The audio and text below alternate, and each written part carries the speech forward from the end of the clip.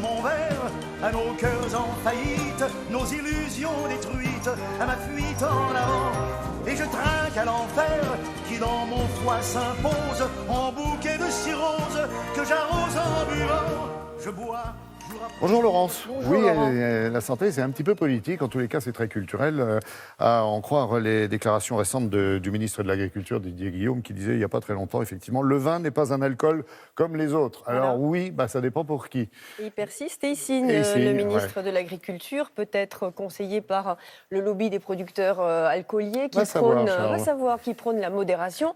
Or, le concept de modération tombe à l'eau aujourd'hui, au vu des récentes études scientifiques, publiées d'ailleurs l'an dernier dans le journal Lancet, qui dit que la première dose d'alcool est toxique. Alors oui, monsieur le ministre, le vin est un alcool comme un autre, puisque dans le vin, il y a la même molécule que dans les autres alcools, la même molécule qui est l'éthanol. Et c'est l'éthanol qui est donc à l'origine des cancers provoqués par l'alcool. Alors, phrase culturelle s'il en est, on peut considérer que la France a un coup de retard, puisque... Il y a des pays qui ont changé radicalement de position. Exactement. Et de mode de vie. Exactement. Et qui a un coup d'avance en général, c'est l'Europe du Nord. Et on voit émerger en Europe du Nord, toujours... Encore un petit coup d'avance. Exactement. Les fêtes sans alcool et les bars sans alcool qui sont la grande tendance, notamment dans les pays de Scandinavie. Et c'est une tendance qui commence petit à petit à émerger dans Paris, où l'on voit se multiplier ce genre d'établissements, notamment dans les nouveaux quartiers très branchés de la capitale où nous avons poussé la porte.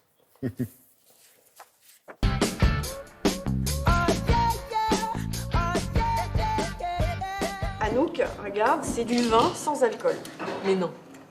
Du faux vin, du coup. En fait, on se rend compte que y a plein de boissons sans alcool. Et franchement, j'ai déjà goûté des bières sans alcool. Et c'est, en tant que Belge, c'est bon. Ça se boit vraiment. Je crois qu'il y a une vague de fond, en particulier chez les adultes jeunes, les jeunes actifs, d'une vraie préoccupation sur la santé et sur l'environnement, enfin. Et dans cette vague-là, il y a le well-being, qui est le fait de se sentir bien et surtout de consommer des choses qui sont tout à fait safe. Est-ce que c'est du faux vin? Pas du faux vin, on appellera ça plutôt une boisson aux constructions, avec la construction aromatique d'un vin, mais sans le support alcoolique. Mais c'est dingue. Et c'est un meilleur sommelier de France qui fait du vin sans alcool. C'est ça, exactement. Qu'est-ce qu'il y a comme chimie là-dedans? Est-ce qu'il y a de la chimie? Non. Du coup, tout est naturel. On est sur un produit 100% naturel. Ah, vraiment, on sent le sauvignon. Quand on se met du côté de la prévention de la santé publique, on n'aurait même pas imaginé susciter ça et d'essayer de le pousser. Parce que on se dirait qu'on apparaîtrait comme des immenses ringards. C'est passionnant parce que je pense vraiment que ça va à l'encontre de justement ce que le lobby alcoolier n'arrête pas d'essayer de nous expliquer dans notre pays, en France, que l'alcool, non seulement c'est culturel, mais pour être un bon Français, il faut consommer correctement de l'alcool.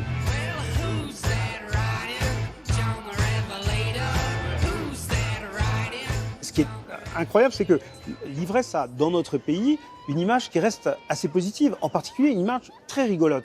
Et je pense que la meilleure façon de ringardiser l'ivresse, c'est de montrer aussi qu'elle n'est pas toujours absolument nécessaire à la fête. Et c'est ce que font ces bars au sec, là. Je trouve ça plutôt sympa. On a l'impression de boire la petite boisson quand on joue aux boules dans le sud, mais on n'a pas la tête qui tourne. C'est quand même pratique. Non, franchement, pas mal. Dry bar, ça va changer quand même le comportement, non? Ouais, les bars au sec, comme dit Philippe Battel en français, les dry bars, et la tendance du well-being, tendance healthy, comme on dit, vous savez, les générations... Il y en a qui vont se sentir ringards un peu quand même. Oui, ça ringardise pas mal les soirées un peu alcoolisées.